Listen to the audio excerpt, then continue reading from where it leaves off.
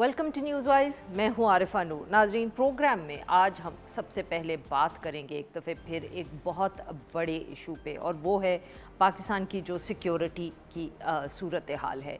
इसमें ख़ास तौर पे जो खैबर पख्तूनख्वा और बलूचिस्तान के हवाले से इस वक्त न सिर्फ मामलात हैं, पर जिस तरीके से वहाँ हमले हो रहे हैं और हमारी जो लॉ इन्फोर्समेंट सिक्योरिटी की इंस्टीट्यूशंस इदारे हैं, उनके जवानों की जिस तरह शहादतें हो रही हैं, वो हम सबके लिए एक बहुत अहम और परेशान कुन बात है।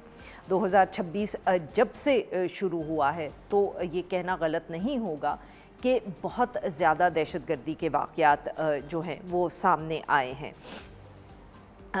अगर हम पहले ये बात करते थे कि साउथ खैबर पख्तूनख्वा में, यानी कि जो साबिक फाटा के इलाके हैं, वहाँ वाक़यात हो रहे हैं, और बलूचिस्तान भी क्योंकि बहुत एक फैला हुआ उसका रकबा है तो दूर दराज इलाकों में ये वाक़यात हो रहे हैं, तो अब ऐसा नहीं लगता।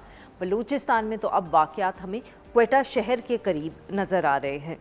क्वेटा से करीब 25 या 50 किलोमीटर के फ़ासले पर क्वेटा शहर के करीब कार्रवाइयों में जो है वो इजाफ़ा देखा गया है। क्वेटा के करीब जो सानिया हुआ हना ओड़क का, उसके साथ साथ फिर जो ज़ियारत में वाक़या हुआ जहां पुलिस वालों को शहीद किया गया, तो इसके बाद लोगों की तरफ से भी जो रद्द अमल आया, तो मेरे ख्याल में it added to the urgency of the matter, और हुकूमत पर भी बहुत तनकीद हुई है इस हवाले से।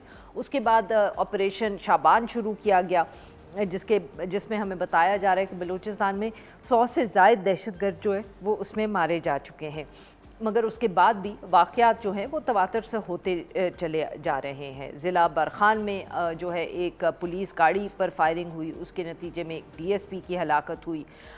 23 जुलाई को बलूचिस्तान के ज़िला मस्तूंग में एक जो डिस्ट्रिक्ट इन सेशन जज हैं अब्दुल हकीम काकड़ साहब, उन पर और उनके गनमैन पर हमला किया गया, वो दोनों शहीद हो गए। 28 को जो है नौशकी के करीब जो फ्रंटियर कोर्ट की चौकी है उस पर हमला किया गया, और हालत इतनी ख़राब हो गई कि 31 जुलाई तक वहाँ कर्फ्यू नाफिज कर दिया है। 2 रोज़ कबल ये इत्तला आई कि 7 मज़दूर जो हैं उनको अगवा कर लिया गया है, और फिर अब उनकी हलाकतों की भी तस्दीक हो गई है।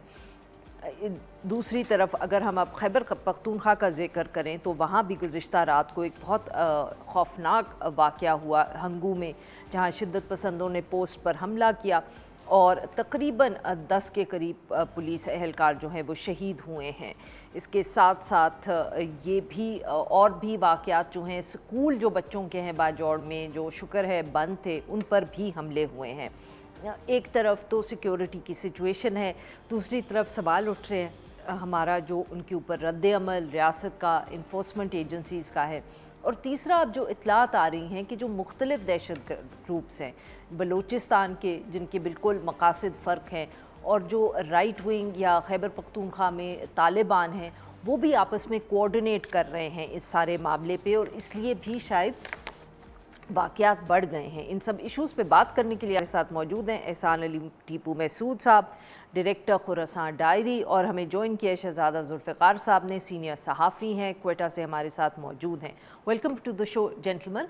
जी टीपू साहब, आपसे शुरू करेंगे। 2-3 वाक़यात हुए हैं खैबर पख्तूनख्वा में पिछले दिनों में, स्वात में हुआ, फिर ये हंगू का वाक़या हुआ। एकदम लगता है कि यहाँ हाँ बिल्कुल, यानी खैबर पख्तूनख्वा में पहले जो बड़ा हमला हुआ रिसेंटली मांझी खेल टांग के साथ, जी बिल्कुल, मैं उसका जिक्र करना भूल गई, वो बिल्कुल Tank Swat and then this. Exactly, तो वहाँ पे भी यानी तकरीबन 15 के करीब जो हैं वो यानी सिक्योरिटी फोर्सेस के जो एहलकार थे वो जांबाक हुए। स्वात में हुआ, फिर ये कल जो हंगू का है, तो मेरे ख्याल में कि ये बिल्कुल यानी अभी जो मिलिटेंट्स हैं उनमें ये कैपेसिटी आ गई है कि वो इस तरह के जो हैं बड़े तर्ज के हमले, तो वो यानी बड़े एक कंटिन्यूस तरीके से कर रहे हैं, रिलेंटलेस तरीके से वो कर रहे हैं। नहीं, बट बीच में लग रहा था कि, माफ़ करिएगा, मतलब बीच में लग रहा था कि बलूचिस्तान पे हमारी एटलीस्ट तवज्जो ज़्यादा चली गई। कह रहे थे कि खैबर पख्तूनख्वा में भी वाक़यात हो रहे हैं, बट शायद वो इतने छोटे लेवल पे थे compare to what was happening in Balochistan, के मेरे जैसे लोगों की तवज्जो हट गई खैबर पख्तूनख्वा से? ये क्या कहना सही होगा? वो ये मिलिटेंट्स जो है उनका पैटर्न है। अच्छा। वो कभी एक तरफ यानी वो चले जाते हैं, वहां से आपको एंगेज करने की कोशिश करते हैं, और फिर कभी दूसरी तरफ। अब आजकल जो है यानी बलूचिस्तान में तो उसी तवातुर के साथ हमले हो रहे हैं, लेकिन खैबर पख्तूनख्वा जो है वहां पे भी उन्होंने हमले स्टार्ट किए हैं। यानी ये जो 2 बड़े तरस के हमले हुए हैं, तो मेरे ख्याल में ये पिछले कुछ सालों से सबसे बड़े तरस के हमले हैं, और खासकर पुलिस को टारगेट किया जा रहा है। तो उसके पीछे भी उनका एक माइंडसेट है या उनकी एक स्ट्रेटजी है कि पुलिस जो है सबसे पहले, यानी उनका जो मोराल है खासकर साउथ केपी में, वो वाकई आप अगर पुलिस वालों से बात कर ले तो वो डाउन भी मुझे लग रहा है, और वो एजिटेशन भी उसमें है। यानी वो जी सुना है कुछ धरने वगैरह दिए धरने भी वहाँ पे पुलिस अमन कमेटी जो बनू में बनी है, तो वो प्रोटेस्ट भी वो करते हैं, यानी पुलिस वाले यूनिफॉर्म में आके प्रोटेस्ट करते हैं कि अपने जो कंसर्न्स हैं। तो वो उनकी ये स्ट्रेटजी, और एग्जैक्ट ये is this just limited to Bannu में भी, लखीमरत में भी टांग का जो यानी हुआ, टांग में एक यानी पुलिस वो उस पे गाड़ी पे हमला हुआ था, तो उसमें भी 3-4 शहादतें हुई थी। तो उसके बाद भी उन्होंने प्रोटेस्ट किया था। वो कह रहे थे कि जनाजे हम नहीं तब तक पढ़ने देंगे जब तक हमारे मुतलबात तस्लीम ना हो। और वहाँ पे उन्होंने कहा कि हम जो बनू की अमन कमेटी है पुलिस के, उनसे राब्ते करेंगे ताकि ये चीज़ हम यानी यहाँ पे भी लेके आएँ। तो है वहाँ पे सोच, और यही स्ट्रेटजी एग्जैक्टली अफगान तालिबान की थी अफगानिस्तान में, कि उन्होंने वहाँ पे जो फोर्सेस थी अशरफ गनी की, उनको यानी उनका मोरल को टारगेट करना। और यही फिर हमने देखा भी कि वो जिस तरह के वो टेक ओवर करने लगे, तो सारी उनकी मिलिट्री और पुलिस जो थी वो गायब हो गई। तो ये मेरे ख्याल में इसको सीरियस लेना चाहिए। ये एक साइकोलॉजिकल वॉरफेयर भी है, और वो जो चाहते हैं कि पुलिस चूंकि कमज़ोर पोजीशन पे है, वो मुकाबला नहीं कर सकते, तो उसको हम टारगेट कर लें। इससे पहले उनकी एक स्ट्रेटजी अभी भी वो है कि वो पुलिस वालों को या FC वालों को किडनैप करते हैं, फिर उनकी वीडियोस वगैरह रिलीज़ करते हैं जिसमें वो कहते हैं कि हम यानी इस्तीफ़ा दे रहे हैं, हम मज़ीद काम नहीं करेंगे, और हम यानी रोज़गार का और ज़रिया ढूंढेंगे। तो ये जो है कि वो भी मैसेजिंग है बाकियों के लिए। एग्जैक्टली कि आप यानी अगर वो, क्योंकि ज़्यादातर जो FC है तो वो इसी जनूबी खैबर और उनको टारगेट इंडिविजुअली भी किया जाता है, वो घर जब छुट्टी पे जाते हैं। अब शहजादा साहब को भी ज़रा गुफ्तगू में यहाँ शामिल करें।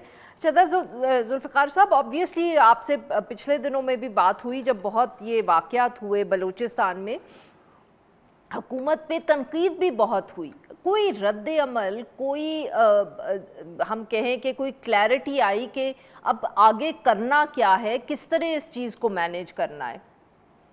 देखिए, अब तक तो ये हुआ, शाबान का जो ऑपरेशन है वो चल रहा है, और अभी तक उनकी खबरें ये आ रही हैं कि वो ये कर रहे हैं। और आज भी ISPR के गालिबन एक जारी हुआ है, कल बल्कि, कि जिसमें मस्तूंग का एरिया एक खटकुचा जहां पर 2 अटैक हुए थे, और जिसमें एक मुसाफिर बस पे हुआ जिसमें 3 शहादतें हुई थी सिटीजन्स की, और कुछ लोग ज़ख्मी हुए थे। उससे 2 दिन पहले यही खटकुचा जो है उसमें कोई फोर्सेस के बस पे, जो पैसेंजर बसेस में वो जा रहे थे, छुट्टियां गुजार के आ रहे थे, वो अटैक हुआ। और उसके बाद उसको कर्फ्यू नाफिज कर दिया गया, और ये वहाँ भी ऑपरेशन जारी है। और अभी आपने खुद अपने उसमें ओपनिंग में बताया कि नोशकी का जो वाक़या हुआ है, और पूरे नोशकी डिस्ट्रिक्ट को जो है वो कर्फ्यू वो कर दिया गया। और वहाँ भी इतलात हमारी ये है कि कल रात से वहाँ भी ऑपरेशन शुरू कर दिया गया। तो ये एक बैठ के जो फोर्सेस हैं उनका ये तरीकाकार है कि उन्होंने ये शुरू कर दिया कि अब जहाँ पे मिक्स आबादी चले जाते हैं, ये जो मिलिटेंट्स हैं, दहशतगर्द हैं, वो चले जाते हैं, विलेजेस में चले जाते हैं और आम आबादी में मिक्स हो जाते हैं। बेहतर यह है कि आप कर्फ्यू कर लगाकर घर घर जो है वो सबकी तलाशियां लें, घर घर तक जाएं, और इस तरह से वो देखें। ये उनका वो है, तो ये नेक्स्ट उनका यही है, यही कर रहे हैं वो। जी सही। So this is the new, जिसको हम कह सकते हैं कि तरीका ऑपरेशन करने का, इलाकों में देखने का, ये हम कह सकते हैं। जी जी जी नाज़रीन, यहाँ पे लेते हैं हम एक छोटी सी break. Will be right back.